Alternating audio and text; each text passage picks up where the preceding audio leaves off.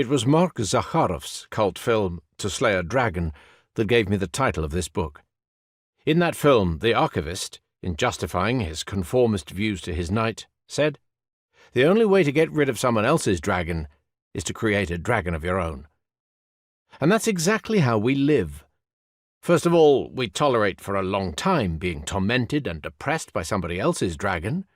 In reality, it's our own, but it's an old one.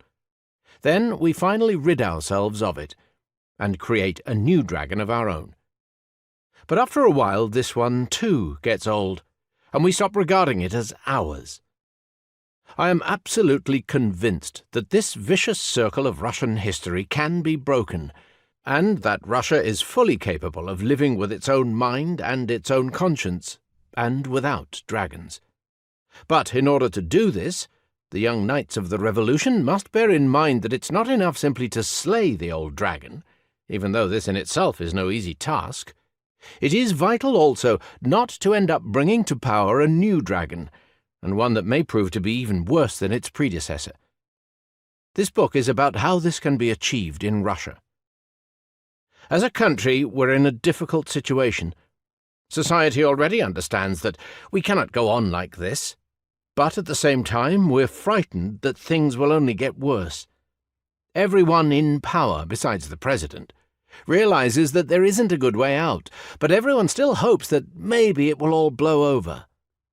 The opposition has an overwhelming desire to sweep away the regime, but has no concept of what then.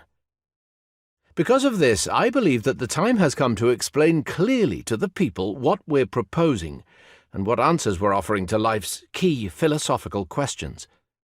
People have the right to know what to expect if they stand alongside us, and particularly what the principles are for which it's worth giving up a quiet life and risking their freedom and the safety of those dear to them. But there is one thing we can say for sure. The time for burying your head in the sand and for turning a blind eye to the most serious social issues, that time has gone. We don't care about politics. We're only concerned about people turning our yard into a dumping ground. We don't care about politics. We're just against abuse of power.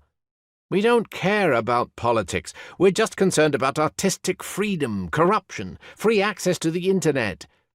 Yes, the time for such quaint doublespeak has gone. If you don't care about politics, then just stand on the sidelines and wait. Maybe the dragon will be in a good mood and will give you something out of the kindness of its heart.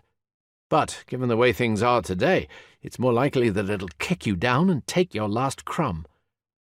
But if, on the other hand, you really want to stand up for your rights and the rights of others, then that means getting involved in genuine politics.